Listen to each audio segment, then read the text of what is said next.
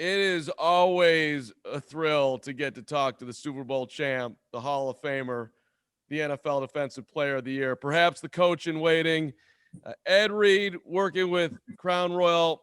Ed, you always got that smile. It's good to see you, by the way. Thank you for joining Stack of the Box with me and my buddy Matt Verderame. Appreciate it, fellas. Appreciate it, man. Good to see you guys. Tell us about this initiative, fans of the kickoff for the game day. Great cause, the TVC launch. Man. Yeah, supercars, man, with Crown Royal. You know, it's the kickoff program, and it's an initiative to give away probably more than $1 million. Crown Royal is committed to $1 million, but you know, with people donating and everything, they can go visit kickoffwithcrown.com. And like I said, Crown Royal is committed to giving away $1 million to small businesses and benefiting hospitality and stadium workers as well. You know, you can imagine throughout this, you know, tough times this past year and a half we've been going through, and people not having jobs and losing their jobs.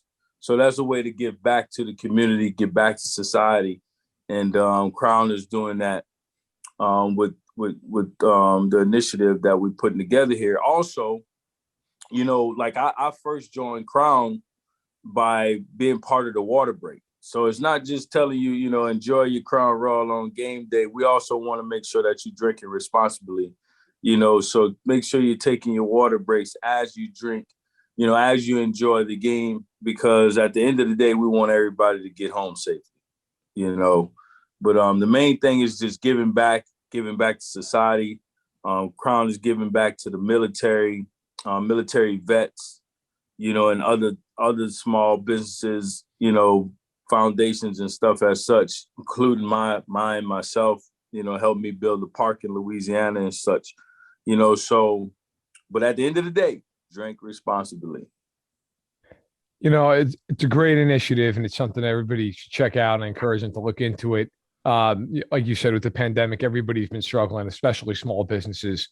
You know, but from a football standpoint, to kind of segue in, I'm curious, you know, everybody remembers you, of course. You played with the Ravens for a decade. You finished up with the Texans and the Jets, but you're a Raven. That's how everybody remembers you, and rightfully so.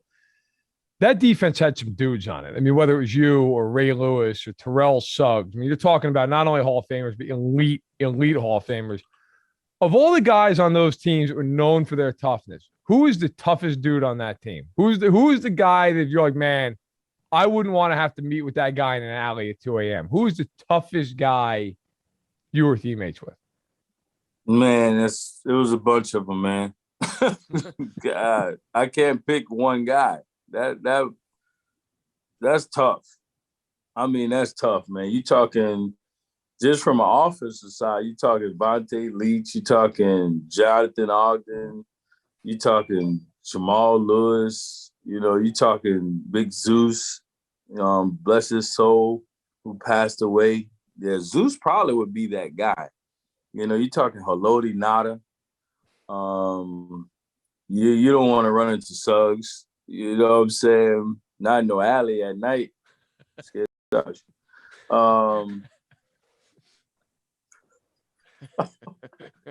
I love my brother. He know I do. I just got jokes. Ray, of course.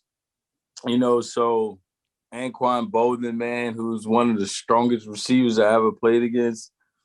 It was too many guys, man. It really was. I think Haloti might be the guy, though, man, honestly. He's like a gentle giant, but he's a monster, bro. You probably couldn't stop him, man. He'd probably be like Incredible Hulk coming out of there. You're like, what's going on back there, you know? And he's just transforming into something just totally different, doing the haka. Is it true during your Super Bowl season, Ed, that you basically had a mutiny in the middle of the year that ultimately propelled you guys? Is that accurate? It's not. It was not a mutiny, but it was grown men sorting things out.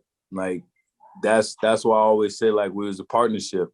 I believe that week. What's up, bro? I believe that week got myself, Anquan, Bernard Pollard, and a couple other guys released after the season. I'm pretty sure that was the reasoning for it, because we were challenging authority, sort of say. Like, we were grown men. Like, I was older than my coaches. Like, I played a lot of football. We've been here for a lot of seasons. We're trying to win a championship, and you lying to us right in our face. I think it was purposefully lying, like, want to show you, like, I got the authority type stuff, and we wasn't going for it. It's just that simple. Like, I don't care who you are. You know what I'm saying? And, you know, it was almost like that Malcolm X scene. You know what I'm saying? Like, they probably was looking at, like, Ed, he got a little bit too much power, you know, with his teammates, you know. So, and that comes, and I think they're kind of realizing what that really was.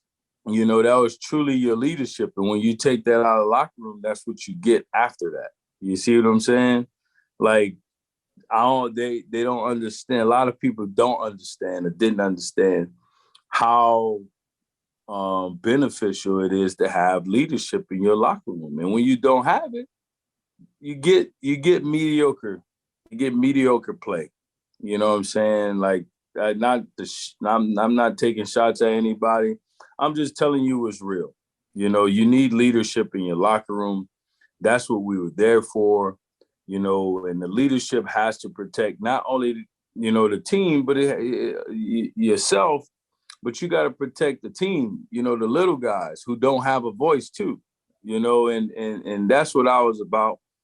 People knew I was about that, you know what I'm saying? They'll say all type of other things about me. I've heard all type of stuff, but nobody would ever tell the truth. They would never tell how much I really helped, how much knowledge I truly gave, you know, even in the position I'm in now, you know, but it is what it is, man.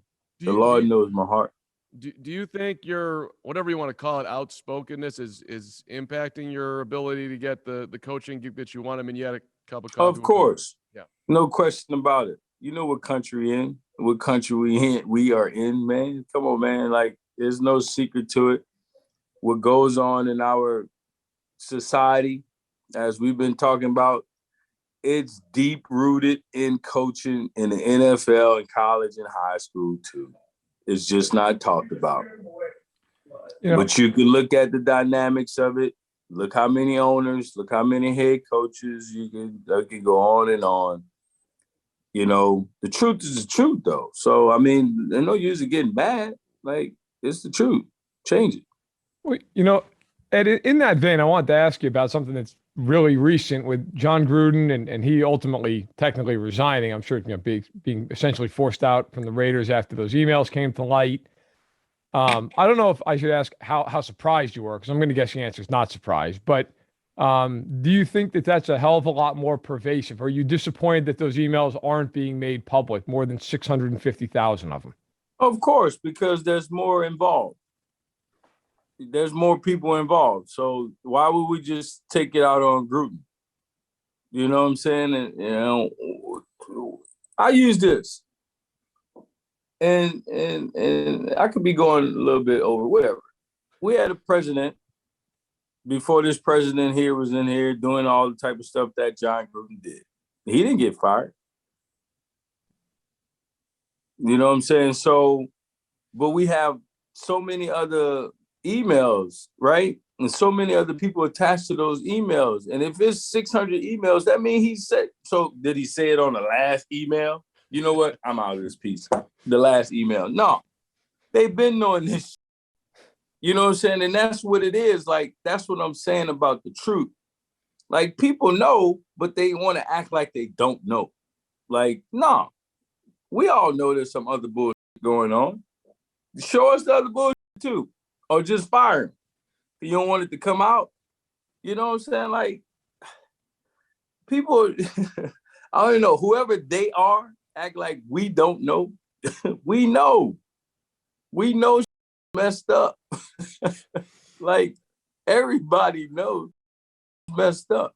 So it shouldn't be just Gruden. You know what I'm saying? Because stuff is not hitting anymore, man. You know, it's something behind that. Like, it's something to Gruden just getting fired, you know, and somebody trying to come up with, like, there's something about that. It really is, man. I didn't really dive into it as much. You know, I would say everybody should go watch my brother Ryan Clark talk about it. Cause I agree with Ryan on it big time. You know, what he said is what I agree. I agree with Ryan said about it. Hey, let's wrap one on the field here with your Ravens. Ed, losing to the Bengals, that doesn't happen very often in Baltimore. Are you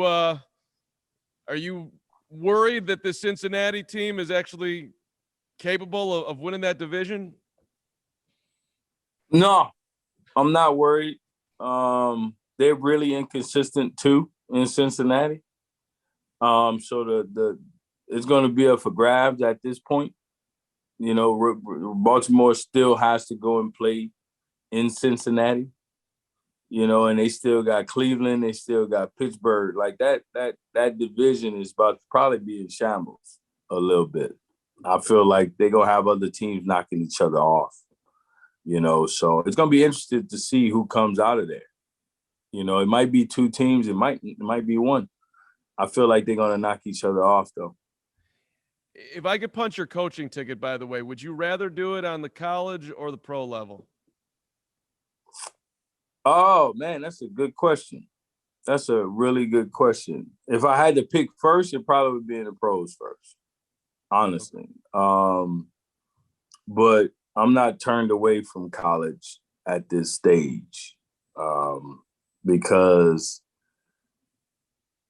I mean, these kids are getting paid, but they're getting paid a little less. So you still can impact them, you know, letting them know, look, you can make a bunch more money. When they're making a bunch of money, you know, it's a little different. Though I've coached in Buffalo, so I've dealt with NFL players. I dealt with NFL players while I played. You know, I got a little information on how to deal with players and stuff. So I'm not turned off on it. But if I had a choice, it probably would be in the league first, just because I just know, you know, it's a little different. Yeah. Colleges every day of the year. There's no days off in college, you know, truly, because there's something that can happen to a kid at any given point. That's why I say that. You know, you get off days, but you're really not off because if something happened to one of your players, you got to go. You know what I'm saying? So, yeah. Ed Reed, you're the best. You keep it real. I love when we get an opportunity to talk to you. So I hope we get to do it again down the line sooner than later. And no doubt, man. It probably won't be with me having a job, but it'd be cool. Well, you're always up to something. So You'll be just fine. That's why you take care of your finances. You know what I'm saying? So you really don't have to work for anybody. You know, thank God for that I was smart enough to take care of my finances. And that's what guys need to do and understand they need to do. You know, we don't have that. A lot of information on that. You know, so. Well, good for you. Hey, good luck with the U. Keep things rolling. And like you'll end up breaking through. You're Ed Reed, for crying out loud. No doubt, man. Thanks, okay, bro. I appreciate it, man. Keep impacting, Ed. You're the man. Appreciate you. Right on, fellas. Take care.